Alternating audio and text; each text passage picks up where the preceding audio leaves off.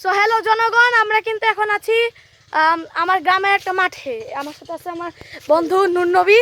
তো আজকের ভিডিওতে আমি দেখাতে চলছি যে গ্রামের কতটা সৌন্দর্য আছে। তো আমি মাত্র আসছি, কিসে আসছি এটাও মানুষ অনেকে কিন্তু জিজ্ঞাসা করে। এর জন্য কিন্তু আমি একটা প্রমাণ সহ কিন্তু একটা সাইকেল নিয়ে আসছি। আমি কিন্তু গ্রামীণ মানুষ হিসেবে সাইকেলে কিন্তু আমি আসছি গ্রামীণ মানুষ হিসেবে, কারণ আমি আজকে গ্রাম এক্সপ্লোর করব।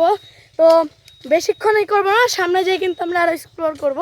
তো নেক্সট ক্লিপে আপনারা কিন্তু দেখতে পাচ্ছেন এটা গ্রামীণ সৌন্দর্য। কিন্তু এটা হচ্ছে আমাদের গ্রামের দিকে না হলেও এটা হচ্ছে বলে ধোয়াল না, এটা হচ্ছে ধোয়ালের, এটা হচ্ছে পাট ক্ষেত। এটা হচ্ছে আমাদের সূর্য মামা, এদিকে দেখতে পাচ্ছ বহুত কিছু আছে এখানে। কিন্তু একটা নসিমন আছে ওই যে সেম। তারপর এখান তো আপনারা দেখতেই পাচ্ছেন। তো সামনে আমরা কিন্তু আরো অনেক কিছু এক্সপ্লোর করব। আপনারা কিন্তু দেখতে পাচ্ছেন আমি কিন্তু আজকে সাইকেল চালাবো। আমি এটা চালাইছি, তো তাও কিন্তু আমি আপনাদের জন্য আরেকবার চালাবো। তো আপনারা এবার দেখবেন কিভাবে গ্রামে সাইকেল চালাতে হয়। অবশ্যই আপনারা জানেন এটা একটু বেশি রিস্কি নয়, বাট তাও একটু কষ্ট করে কিন্তু চালাতে হয়। তো ক্যামেরাম্যান প্লিজ একটু ওই দিক করো। গাইস আপনারা কিন্তু দেখতে পাচ্ছেন, বাই। তো গাইস আপনারা দেখতে পাচ্ছেন এখন আমরা আছি এখানকার সবচেয়ে বিখ্যাত ব্রিজে, যেটার নাম হচ্ছে লালটিয়া ব্রিজ। তো এটা অনেক বিখ্যাত। তো গাইস আপনারা বলবেন যে কেন আমি ব্লগ করতেছি, কারণ ব্লগ করার একটা কারণ আছে।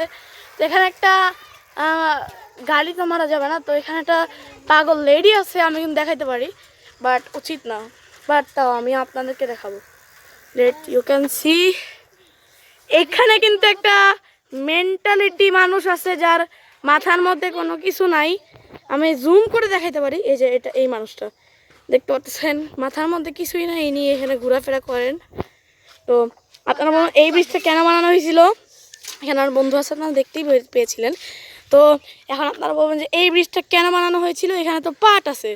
তো এই ব্রিজটার বানানোর কারণ ছিল কি, এখানে হচ্ছে আগে অনেক বড় একটা খাল ছিল, বাট এটা শুকাইতে শুকাইতে অনেক শুকাই গেছে। তারপরে এখানে পাট চাষ করা হয়, ওই অনুযায়ী এই বীজটা তাও এখনো কাজের কিন্তু আছে। তো পরের সিনে আপনারা দেখতে পারবেন আমরা চপ খাচ্ছি।